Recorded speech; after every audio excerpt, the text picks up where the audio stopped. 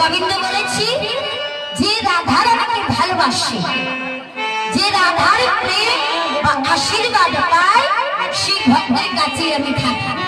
তাই বলে না রাধে কৃষ্ণ রাধে কৃষ্ণ। হ্যাঁ, আগে রাধাকে জয় করতে হবে, তারপর আমরা গোবিন্দ পাবো। তাই সবাই তো হাত উঠিয়ে দেখি কার হাত লম্বা বেশি, হাত উঠাও।